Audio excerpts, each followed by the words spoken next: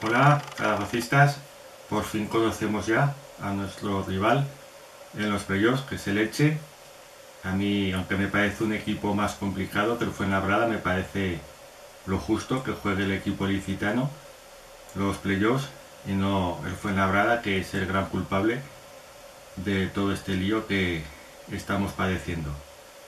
Hay un apunte que porque ayer la liga le permite jugar con el mínimo de jugadores 7 profesionales, pero cuando la famosa gastroenteritis, con 11 el partido se suspendió, teniendo 11 jugadores disponibles.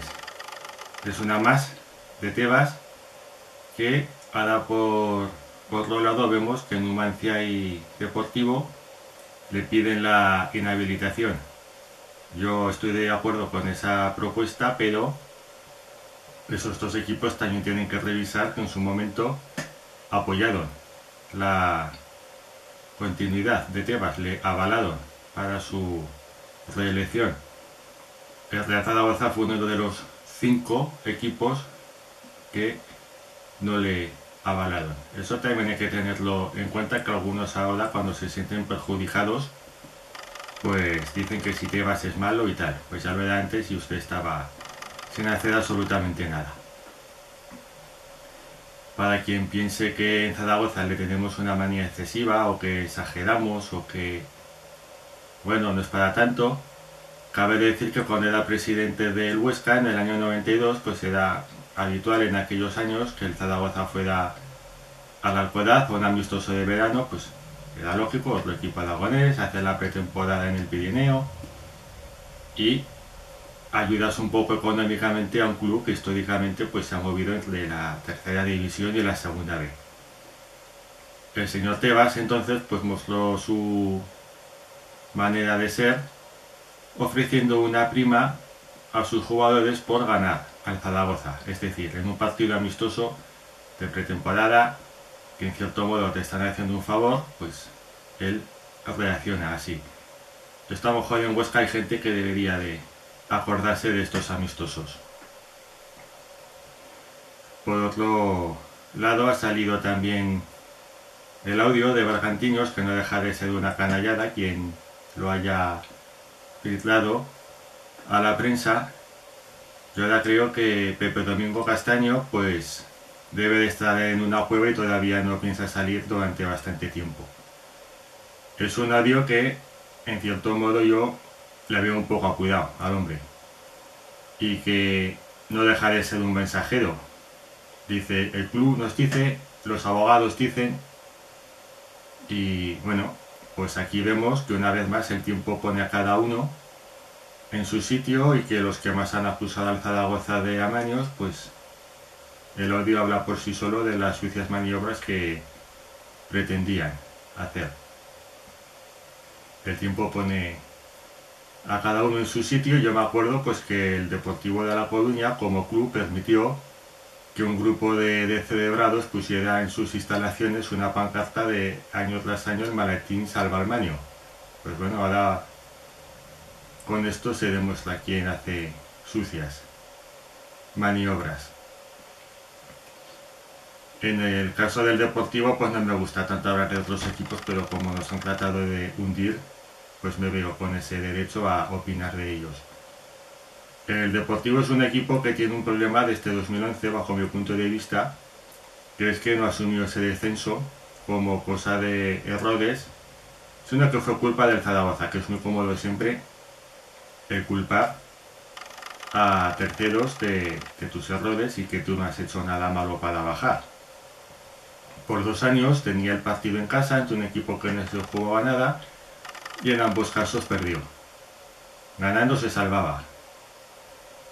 Y de esas cuestiones pues ha venido que como no han reconocido errores pues han ido cada vez más a peor, hasta ahora que están en la situación de estar en segunda división B. Es un equipo que parte de su afición es profundamente irrespetuosa y que se creen que los 10 años de despilfarro económico pues se creen que es la dinámica normal del club cuando es una excepción. a partir de ahí pues es muy fácil el buscar culpables en otros. Pero bueno, hoy quería hablar principalmente de que por fin el Zaragoza reacciona como club, como no podía ser de otra manera. Ha hablado el presidente, el director deportivo, los capitanes con Zapater a la cabeza, todos en la misma línea. Me falta que hable Víctor Fernández, porque hemos visto que en otros equipos sí que ha hablado el entrenador, siguiendo lógicamente la línea del club. No son los motivos por los que Víctor Fernández declina hablar o no ha hablado todavía de este tema como se debe, pero cuando ya llega una situación límite como esta y que el club está convencido de ir hasta el final y defender sus intereses, pues Víctor Fernández debería de hablar como han hecho el resto de gente del club, que debe de salir y hablar, básicamente por dos cuestiones. La competición está adulterada por la ausencia de Luis Suárez y por otro lado hay un riesgo evidente de que salgan más contagios. Vimos un segundo contagio en el Almería y es muy probable que si sigue la competición pues salga algún otro contagio en cualquiera de los equipos que siguen, y que ahora la liga de una manera autoritaria pues pretende confinar cuando el Zaragoza viene de un confinamiento por el positivo que tuvo, y los pretende meter a todos en una misma ciudad y parece hacer algo parecido como al playoff de ascenso a segunda división. La liga sigue en su vida hacia adelante y debería de ser o la federación o el Consejo Superior de Deportes quien diera por finalizada la temporada para evitar males mayores, y es lo más justo que suba el Zaragoza como tercero. No es lo más justo, pero dentro de que no es lo más justo, lo menos injusto. Estamos en una situación que vemos un rebrote y, oye, los temas podían haberse tomado más en serio el último partido, que tenían la ventaja y no lo hicieron. En todo caso, mi opinión es que se ha jugado a los playoffs, se juegue como se juegue, y siempre le va a quedar al Zaragoza la opción de impugnar esos playoffs porque le asiste la razón.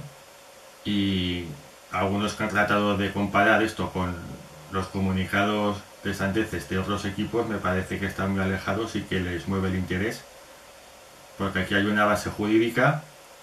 Ha guardado silencio de manera prudencial y hasta que no se ha visto claramente perjudicado aún más no ha dicho nada, por lo que no se puede comparar el pretender mantenerse en el campo estando descendido con subir como tercero. Suben 3 y bajan 3.